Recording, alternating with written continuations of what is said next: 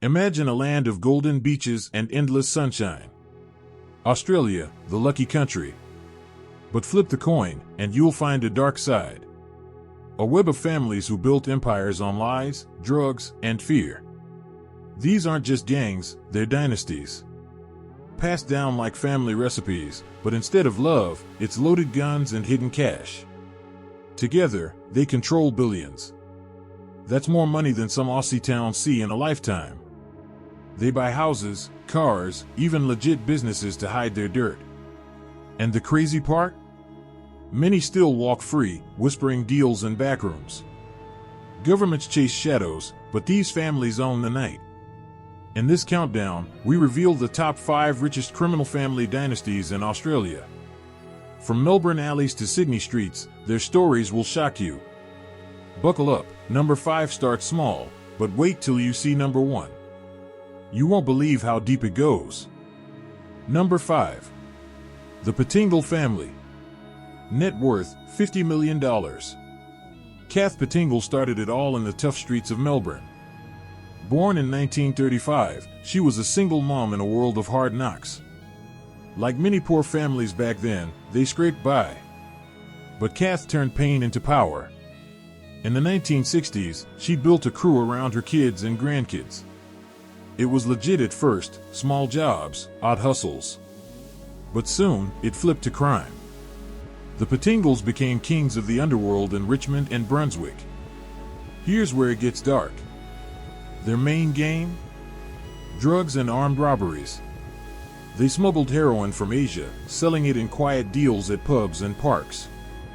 Picture this, a kid from the family, Dennis Allen, running hits for cash. He was Kath's son, nicknamed Mr. Death. They robbed banks and dealers, grabbing bags of cash like it was candy. The scale? Thousands of users hooked, families ruined by addiction. One bust in the 80s seized $2 million in heroin. That's enough to buy a fleet of cars back then. They laundered it simple, cash into pokies at clubs, or buying cheap houses to flip. But the real hurt? Lives wrecked. Moms losing sons to overdoses, kids without dads because of jail. What kept them untouchable? Fear. Kath was the boss, a tough grandma who stared down cops. They had cops on payroll, whispers say, and rivals too scared to snitch. Intimidation was their shield, burn a car, break a knee, and word spread. Political ties? They greased palms in local councils for protection. Like a spider's web, one tug, and the whole net shook. But empires crumble. In 1991, Dennis died of heart issues, some say from speed use in their own game. Kath got pinched for drug trafficking in 1992, sentenced to 6 years. The family splintered in the Gangland Wars. Today, Kath's 90, out of the game, living quiet. But grandkids still whisper in Melbourne shadows. Their influence lingers in street deals. Shocking, right? But that's just number 5. Number 4 made blood run in the streets. Wait for it. Number 4. The Moran family. Net worth, $100 million. The Morans trace back to Irish roots in Melbourne's west. Lewis Moran, the dad, kicked it off in the 1950s. He was a boxer turned bouncer, legit work at first in pubs and fights. The family grew, sons Jason, Mark, and Alphonse. They based in Ascot Vale, a quiet suburb that hid big secrets. Like a house of cards built on booze and bets, it started small. The crimes? Protection rackets and hits. They shut down businesses, pay up or your shop burns. Alphonse, the hothead son, ran the show by the 90s. They imported cannabis from NSW, mixed with amphetamines. The scheme was slick, trucks at night, drop-offs at gyms. Scale? Dozens of hits in the Gangland War, over $20 million in protection cash yearly. Victims? Shop owners closing doors, rivals and graves. One irony, Jason Moran was killed in 2003, shot in a van with his mate. The family they protected turned on them. Money hid in property, buying apartments, flipping for clean cash. Power came from alliances. They linked with Italian crews, sharing turf. Police? Bribes and threats kept them away. Alphonse had judges in pocket, sources claim. Intimidation? They used firebombings, a message louder than words. Like wolves in sheep's clothing, they looked normal dads at barbecues. Downfall hit hard. The 1998 to 2010 Gangland War took 35 lives, including 3 Morans. Alphonse got 18 years for murder in 2002. Louis gunned down in 2004. The empire shattered. Now, survivors like Mark are out, low-key in business. But echoes remain, old debts, new beefs. Frustrating justice, huh? Families destroyed, yet the money flows. But number 3 amps it up with global reach. You won't believe their grip. Number 3. The Hamzy family, brothers for life. Net worth, $300 million. Bassam Hamzy founded it in 2001, from Lebanese migrants in Sydney's southwest. He was a teen in jail when the idea sparked. Out in 2003, he built Brothers for Life as a support group for Muslim youth. Legit front, charity barbecues, gym classes. But underneath? A crime machine in Bankstown and Liverpool. Like a brotherhood turned beast, it grew fast. Criminal ops, extortion and drug runs. They taxed dealers, 10% cut or else. Imported meth from Asia via boats, sold in clubs. The method? Encrypted phones, couriers on bikes. Scale huge, $50 million yearly from drugs alone, thousands of addicts fed. Victim impact devastating, communities torn, kids recruited young. One story, a dad beaten for not paying, losing his shop. Laundering?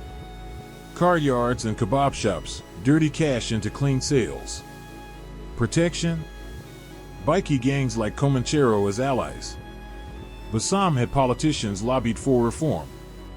Intimidation ruled, drive-bys, acid attacks. They controlled streets like kings, whispers of police leaks.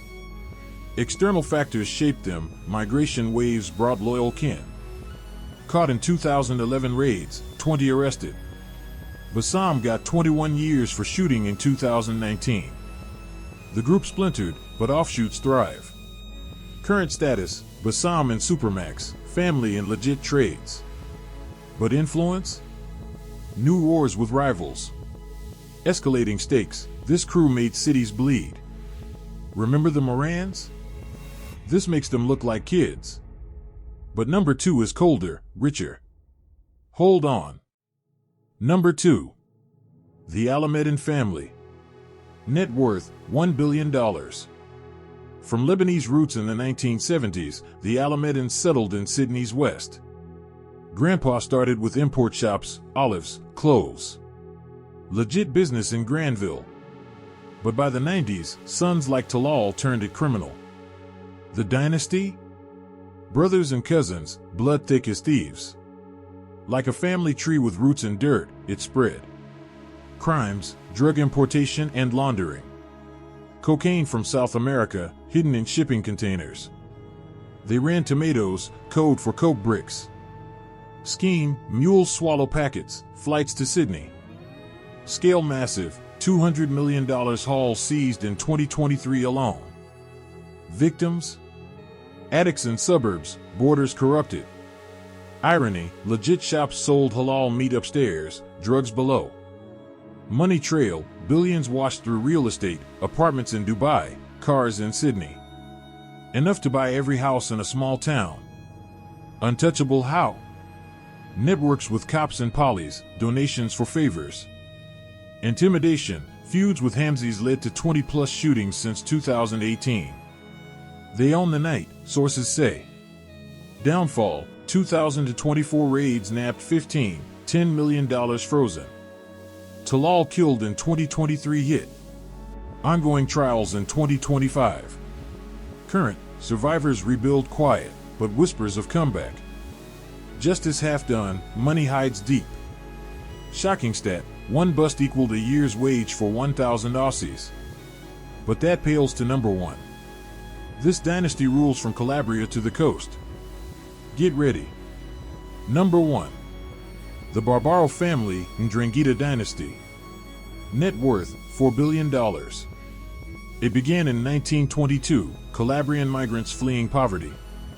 Francesco Barbaro arrived in Melbourne, starting a fruit stall. Legit, wholesale markets in Queen Victoria. But by 1950s, sons like Pasquale twisted it. The dynasty? Generations deep, uncles, nephews and Ndrangheta. Based in Griffith and Melbourne, it's Australia's richest shadow empire. Like a vine choking the garden, it grew global.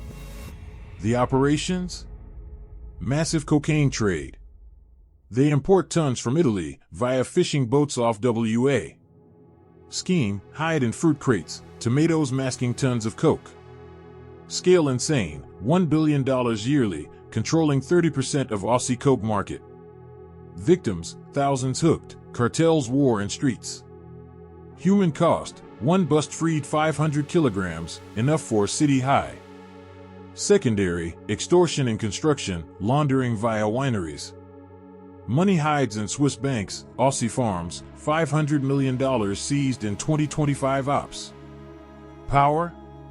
Global Ndrangheta ties, bosses in Calabria call shots. Political? Infiltrated unions, councils for contracts. Intimidation, hits on rivals, like Pasquale's nephew shot in 2021. They intermarry for loyalty, kids groomed young. Untouchable aura, cops infiltrated, trials drag. Downfall cracked in 2007 Operation Mercatutti, 30 arrested, but Francesco died free in 2011. 2025 convictions, 2 got 20 years for $100 million import. Current, core family low, but branches thrive in QLD. Influence? They shape fruit prices, build roads with dirty cash. Frustrating end, billions untouched. This is the pinnacle, folks. A dynasty richer than some nations. These 5 families, Pettingill, Moran, Hamzy, Alameddine, Barbaro, share blood-thick loyalty turning sour. From alleys to imports, they wove a shadow economy worth billions. Australia pays, addicted kids, shot up streets, trust shattered. It's not just crime, it's a system where family trumps law. Governments raid, but roots run deep. We need eyes wide open, holding power accountable. If this hooked you, like, subscribe for more exposes. What's your take? Can we cut these vines? Comment below. Stay safe out there, the shadows watch.